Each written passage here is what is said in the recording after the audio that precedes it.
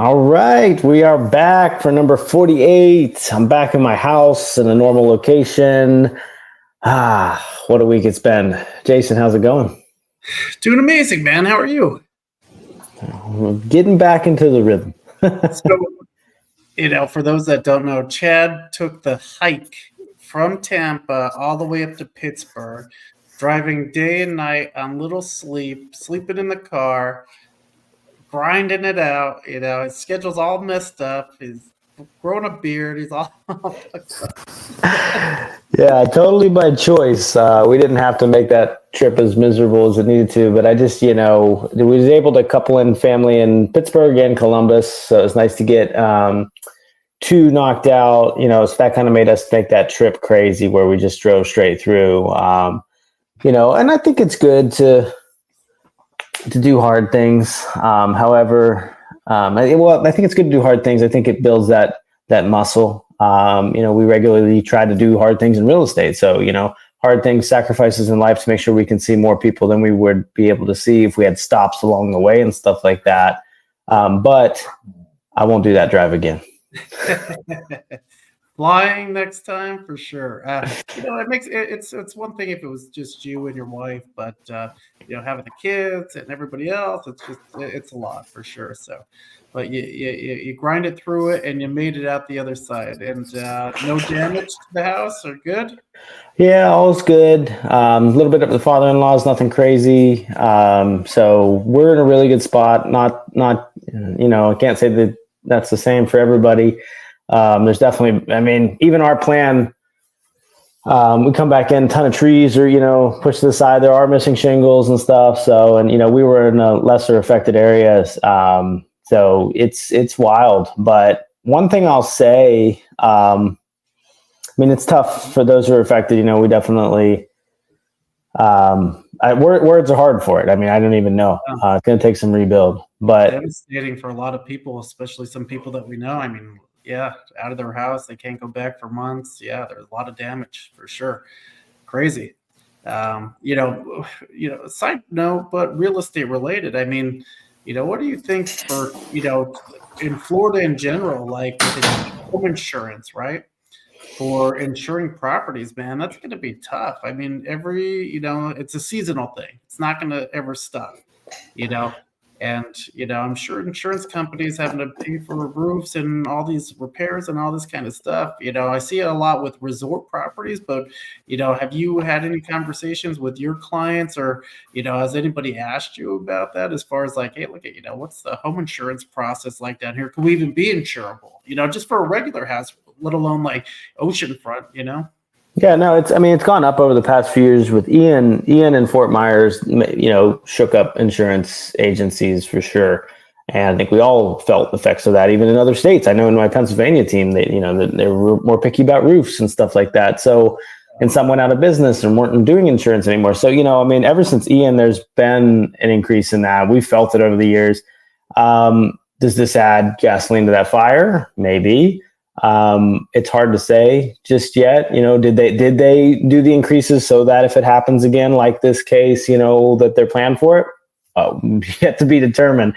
It's definitely something to watch out for. However, on the flip side of it, I've been thinking a lot, and I think, look, we've got a lot of hesitancy in the market from higher interest rates we've had over the last few years, an election coming up, and then, you've got the hurricane situation. I think this is going to cause all three of these factors are going to cause a lot of movement in the coming months in all markets. And then you add the hurricane situation as like a catalyst. You come into January 1st, 2025, and into that next year, you've got lower interest rates. You've got the certainty of which way the election is going to go over, and people, it's not about which way it goes. It's about having the clarity on which way it goes, because a clear mind takes action. A clouded mind sits still. And I think, you have those falling away. People are going to get into the market that are sitting on the sidelines right now that we talk with every day. And then you also now have people changing their mind on where they want to live due to the hurricane, or having to change their mind on where they're living. So in my opinion, I'm not saying, I think your buying decision comes on your personal circumstances, but in the next couple of years, the next 2 months is the best time to buy, especially in Florida, in my opinion.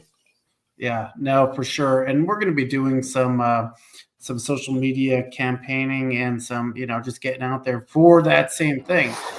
Statistically, in my market, February is the best time to buy a house. Everything's going, days on market are longer, almost double, right? Plus, the sold to list price is about 10% off. So you're getting the biggest discount. It's crazy. V line in that sucker for February, and it makes sense. Like, people have their Christmas bills that they're paying for, all that kind of stuff. They're the holiday season. It's cold. Nobody wants to move up here, right? So, well, snow is a big factor. You can't see the roof, Yeah, for sure. Like you said, sometimes you just have to extend your contingency periods or whatever, just to, for a cleaner day so you can see it. But yeah, I tell my clients, hey, look, we want to know what we're getting into before, we move forward. So snow, then if we have to wait, we have to wait. Eventually it'll be gone, with rain or sun. So who knows? Yeah. So, okay, good though. So we're clearly already thinking about 2025 because, that's already been brought up.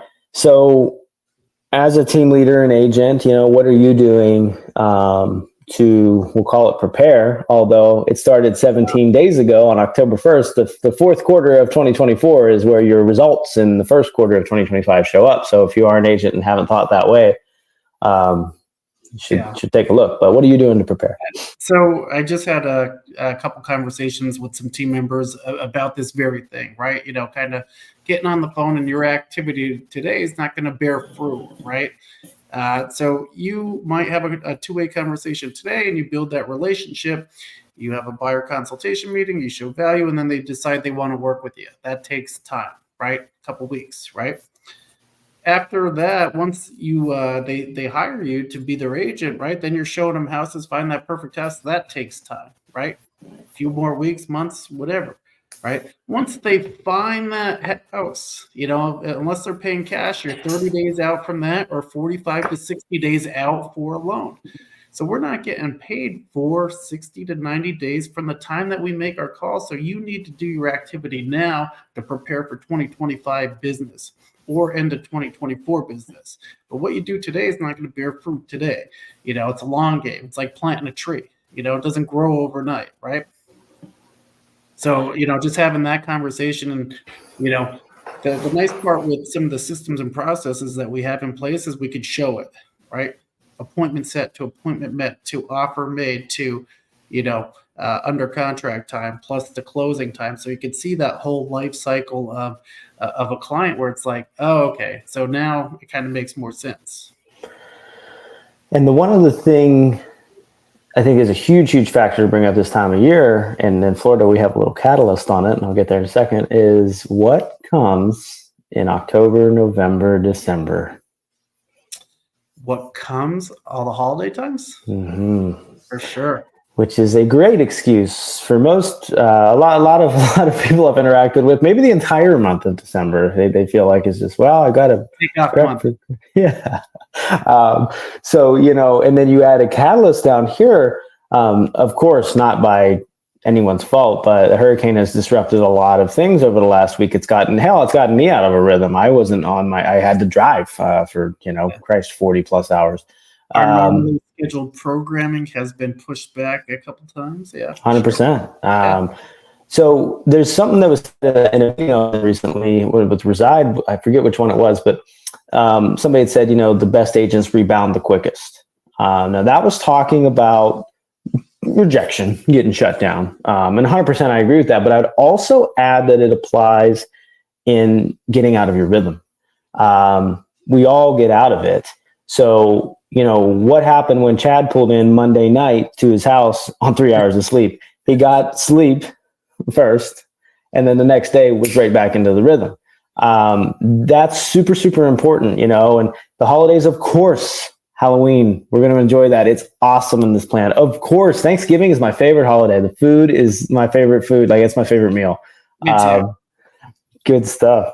And then Christmas, of course. Yeah, we're going to take that time during those days. Yeah.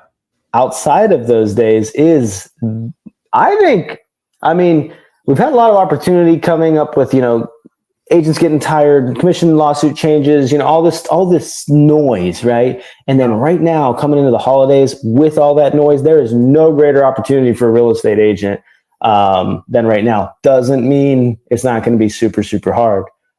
So I think this prep for 2025 is the most important that we've ever gone through. No, I love it. And like you said, the seasonality, a lot of people are starting to take off. It's starting to get a little colder. The traditional spike of the busy season is going to an end, and a lot of agents are taking their foot off the gas. Right now is the time to get after it. 100%. Just like we said with taking breaks for the holidays, which is fine. You want to enjoy that time, but if I circle back to my life cycle of a client, when you start working with them, and then you're building that relationship, and then showing your value, and then showing them houses, and then going under contract.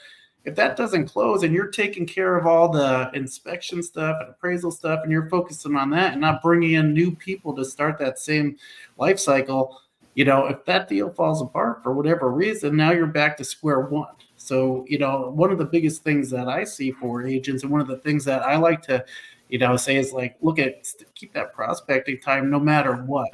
Because everybody's going to try to get in there, and especially the busier you get, the more time-sucking things are going to try to get into those time slots. But you have to hold it sacred, because if you're not generating new business and something happens to that business that you have under contract, now you're going to be starting from square one.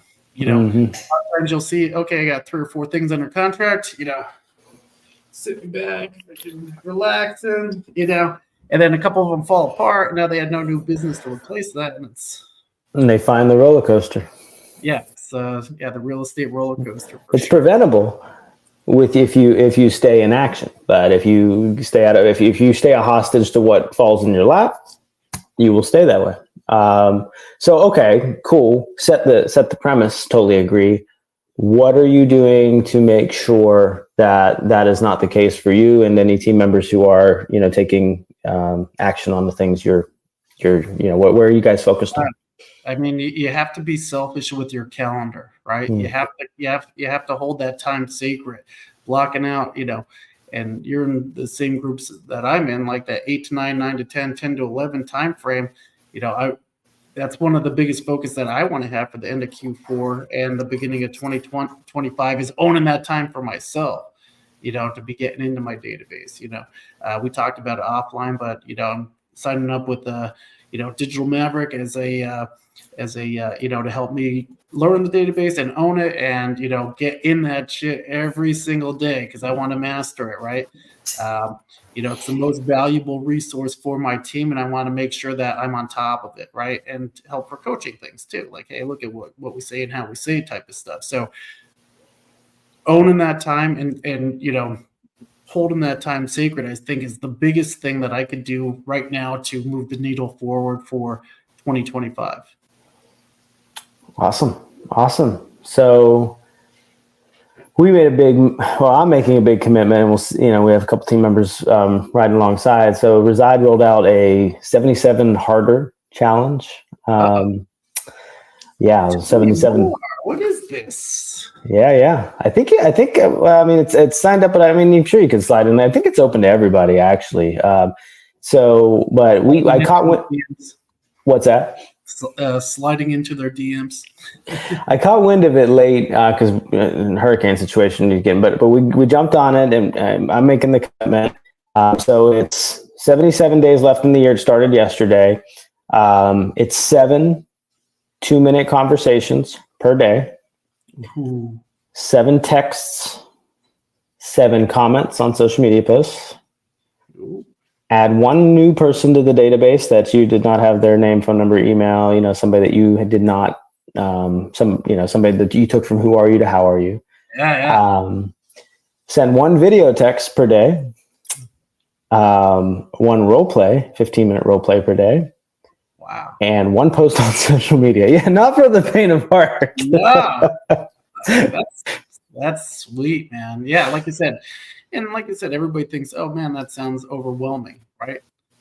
For sure it is. It's a big commitment. But think about where your business is right now and where you want it to be? Do you think by doing all those daily activities that your business is going to be better or worse after completing it?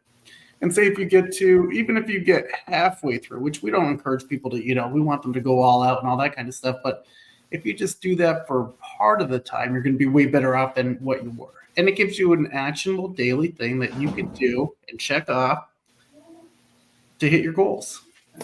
Yep. And, honestly, I agree. At first I was like, wow, it's a lot. But when I look at it, there's two things that are hard. It's the 7 2-minute conversations and it's the role play. Those are the two hard things. And the role play, we have 2 a week. So, we either have to up that or Jason might have to call you up, man. We might have to go back and forth a little bit. But, I'm on the phone. I will make it not easy on you. You will take 15 minutes. Actually, let me be the person that I am sometimes.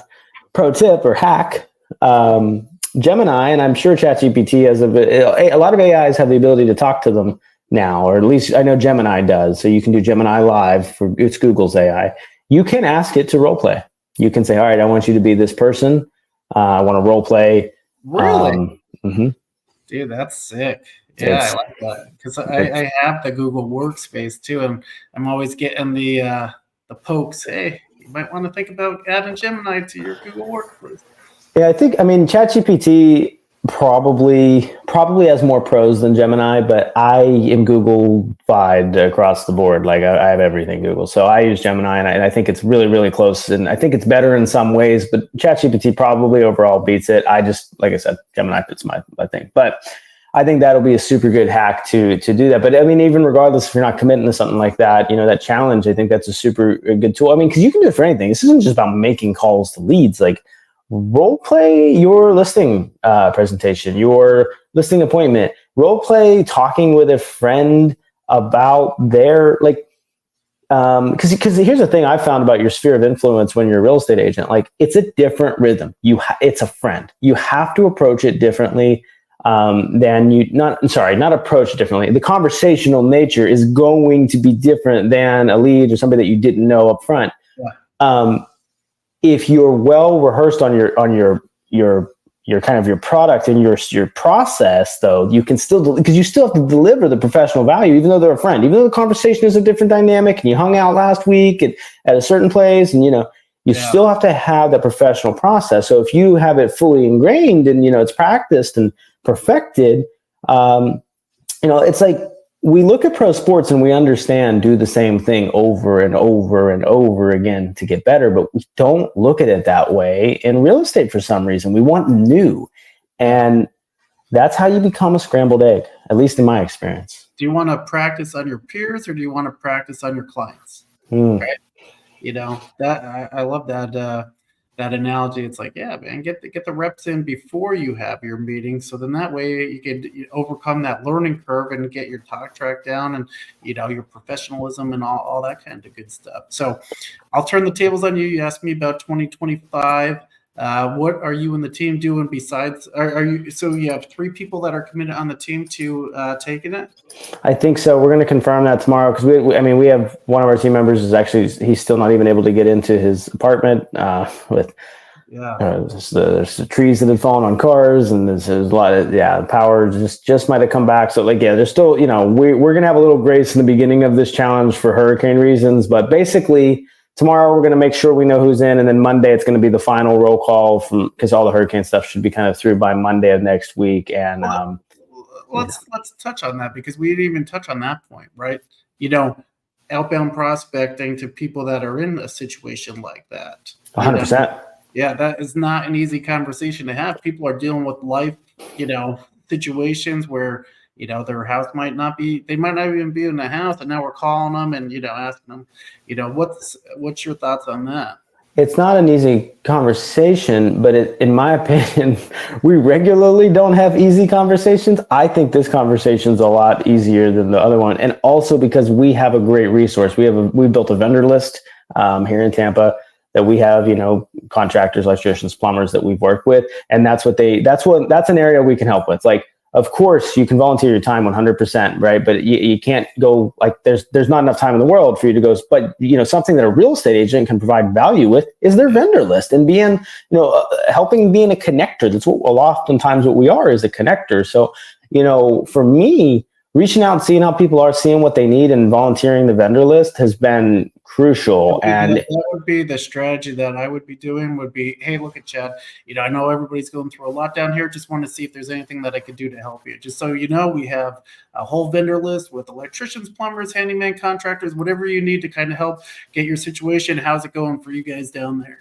Yeah, it's been great. I've just, and we're totally detached from the outcome on that one, because obviously we should be, but like, it's just straight up, just let's help out wherever we can right now when people need it most. And, aside from any real estate transactions that result from it, they probably will, like, it's just the game. But aside from that, just such great people I've talked with and met that went deeper with on some from it. I mean, it's, and aside from even just me doing it, it's been amazing to see, the human spirit, I guess, like even in our neighborhood, just like people helping people. I mean, all across the board.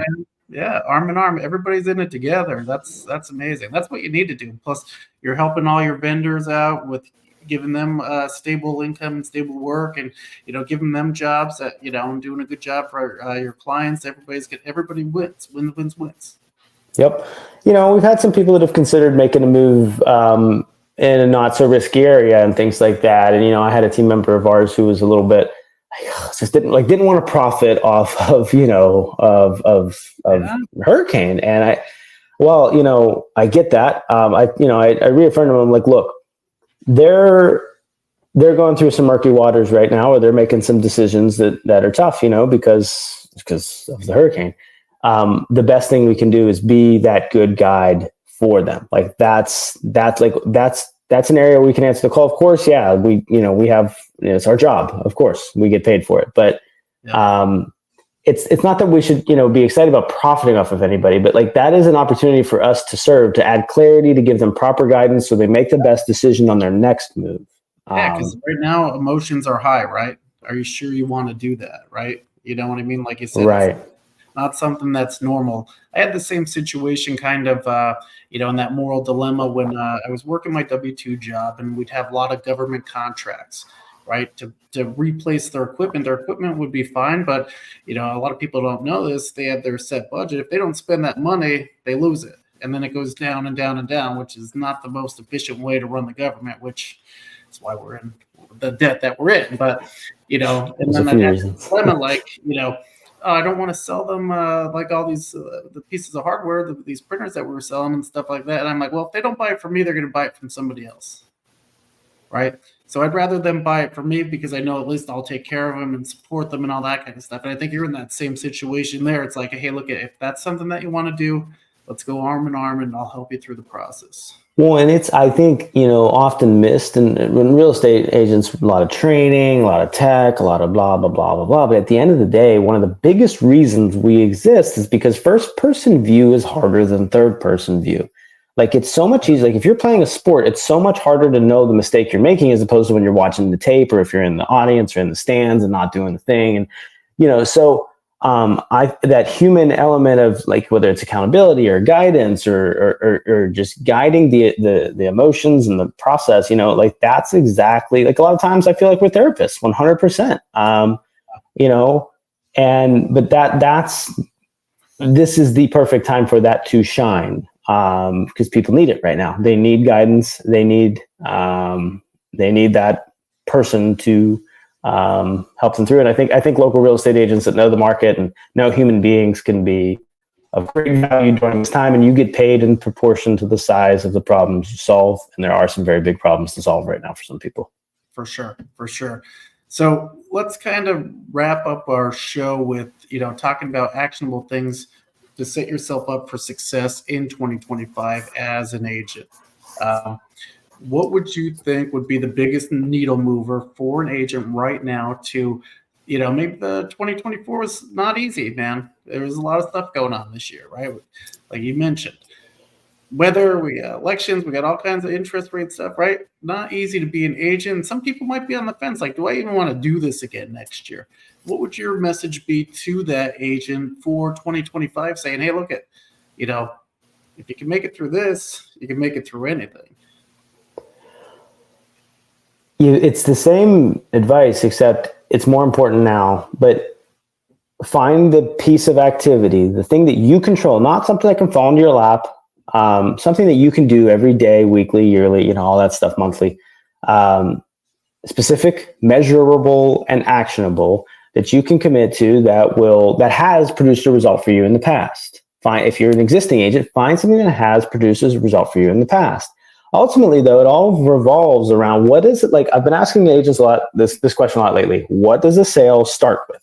What does every single sale start with? Jason. Conversation. Amen. How are you going to find those? What specific, measurable, and actionable thing can you do? Is it weekly events? Is it podcasts? Is it phone calls? Is it lead generation through the internet and then calling them? Is it what is it? What is the thing? And if you have a certain level of activity on that thing, the biggest lever you can pull it right now, when everybody's taking their foot off the gas, holidays are around, is up it by 10%, up it by 5 conversations. I would just up it a little bit. Push yourself a little bit harder. That's why we're looking at the 77 harder challenge. So the number one lever you can pull to this year is just more activity. You need more activity to stack your pipeline for 2025. And I know we say that all the time, but it's so crucial in this fourth quarter. The one other thing I'll point out, though. Real quick, I want to touch on that. So, some people will be like, well, I don't know how to call, or I don't know what to do. My message to those agents would be, we have warm outreach and we have cold outreach, right? Warm outreach is people that So take a look at your phone, contact list in your phone. Who's on your social media? Who's on your email list, right? And that's more of a warm thing. Who did you used to work with? If anybody's interested, I have a memory jogger for kind of like figuring out who to talk to that you might already have familiarity with. Because a lot of times people are like, I don't want to talk to people I don't know. Okay, well, let's start that ball rolling and build those muscles with people that you do know, right? So taking it from like a cold thing where it's like, I don't know anybody, to a warm outreach thing where it's like, okay, let's start with the people that we know and then work our way. Eventually, you're going to run out of people that you know, right? So we're going to have to build, but if you can start and just build that muscle of talking to different people that the cold outreach will be a lot easier for people. And here's something that worked for an agent that I had coached on our team. They were just struggling with the people they don't know situation. And I said, but their activity was good in the beginning. Everybody gets into the business and they're fired up, and then it starts to, you get that informed pessimism, and you enter the valley of despair, and you just quit doing everything. I told her, I said, go make calls this week, and do not focus one bit on moving them towards an appointment, a safe search, anything for you. Zero. Don't even focus on it. Literally, it sounds simple. We always say that, but look and listen to your calls. Go focus entirely just on the person. What's going on? Why did they do the thing? What's going on in their world? Why are they considering a move? Just focus on them, and uncovering that and that curiosity. What happened was that agent's calls got back up significantly. They ended up having really good conversations because they stayed out of agenda. And then guess what? Like, you're calling, they know you're a real estate agent. They know what you want. Yeah. So don't focus on it. Focus on them. And if they want what you have, they can actually just ask you. It's amazing that they will. And that's what happened for her. And her metrics actually have gone up a good bit.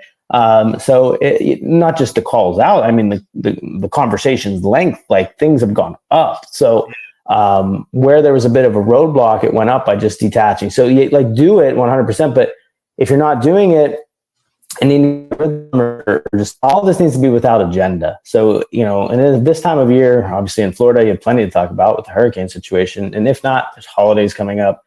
There's just where the sale starts with is a conversation. Go have more of those. And just don't forget that you're in real estate during the conversation. And we overcomplicate it too. So, my message is real simple with the team. have a reason to call, right? You should have a game plan for either, doing some research on what their activity was or what they were looking to do prior to calling. Number two, expect objections and prep for objection handling, right? You're reaching out to people out of the blue. Their guard's going to be up. We've got to get that guard down, right? By asking good questions, right? So ask good questions, show active listening, right? By acknowledging what they say, and then just generally care about their situation and see how we could help with that, and then that's it, pretty much rinse and repeat from there. Well, if you're listening to us and it sounds, I get that. And I've been guilty. I'm like, well, I get that. I understand that. Are you doing it? Yeah. But how many times do you just get on the phone and you just, okay, I'm just going to dial 50 people, and it's like, well, what am I going to talk about? Right? Mm-hmm. You should have a strategy going into that about what you're going to be saying, right? You should have kind of, at least the top 3 or 4 objections, something to counter out those. And if you don't know what to say, right, journal them down. So then that way you can, if you have a team lead or whatever, you can kind of work with them on, how do I overcome these objections? And then just asking good questions and dialogue where you can just, build that relationship, get that guard down. So then that way just have a conversation, and all we're here to do is help people, And at the end of the day, I mean, where I come back to what I say, the biggest lever to pull is just, if your activity was existing, add a little bit more to it over the final quarter, because you're going to be taking days off, and everybody else is off the gas pedal. And if you have no activity, add some. Yeah.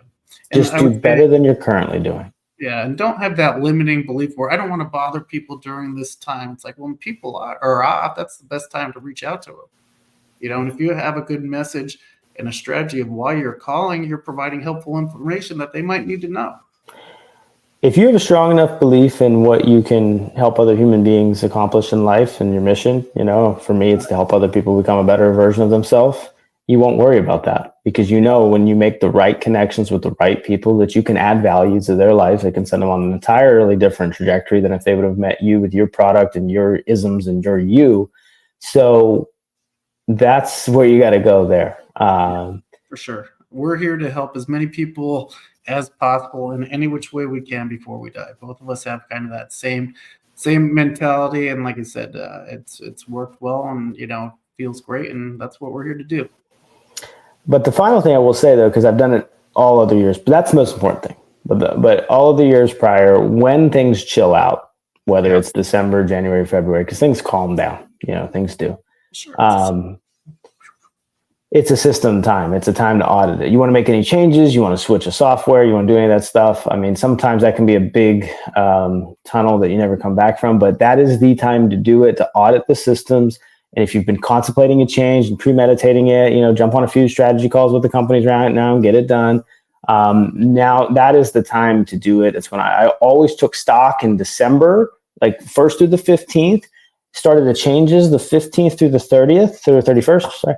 And then in January was like kind of like it's live and beta test month, because it's still calm. And then February, we felt like we had a good rhythm for the March surplus. That was like what I did every year when we ran the team over the years. But this year, I mean, our systems and processes they're really, really solid, thanks to and a lot to Reside as well. So we're ready to just.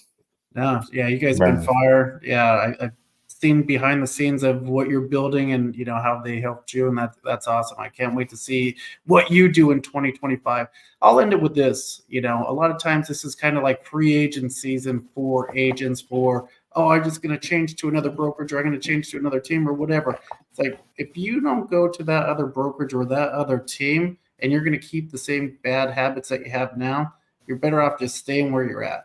But if you are going to make that jump, I think it's time to reevaluate what you did to get you where you were, and then what you're going to do different to get you where you want to be in 2025. And the brokerage or team is the environment you're placing yourself in. Now, here's what I want you to think about. Here, everybody understands. Everybody sees the posts and the quotes, and everybody knows the quote. You have to get comfortable with being uncomfortable, or growth isn't comfortable. We all know that quote.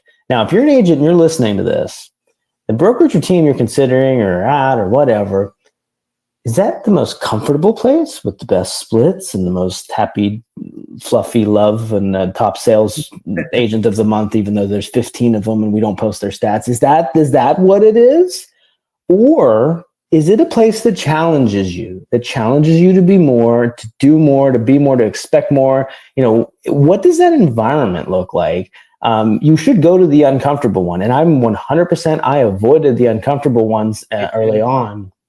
And I kind of wished I didn't, looking back in some aspects. I think, Reside, it's an awesome program for us. It's 100% at times a very uncomfortable environment, but it's asking more of me and pushing more of me and our team. And we've seen tremendous results from that. So if you are considering, like what Jason said is 100% true, you bring your actions with you wherever you go, but also consider, will the environment you're in or going to push you to become more? Yeah, I think, 2025 people should be looking for more accountability in their business, right? And, shit in their life. For sure, yeah. But, next Tuesday, we're going to be doing our going to the board exercise. So super pumped with that. But it's, do you want mild, medium, or hot sauce accountability? How do you want me to hold you accountable to the goals that you told me that you want, right? So super pumped with that. But if you're just going to kind of lay back and, expect that just by changing to a different broker or joining a different team and keeping those same habits, you're probably going to be where you are no matter where you're. That makes sense.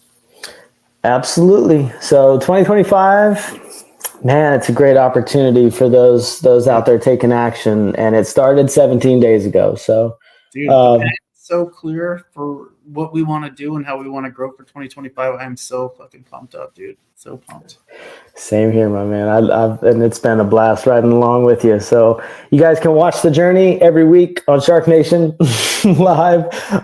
We are back to our regular scheduled programming Mondays at 1:00 next week. No more hurricanes, hopefully, right? Yeah, no more of that mess. No more 20-hour drives. Thanks everybody for tuning in. We're looking forward to wrapping up our 1 year of podcast and going on to year 2. It's coming up soon. So sweet. Till check next time. SharkNation Live. We'll see you on the next one. Peace.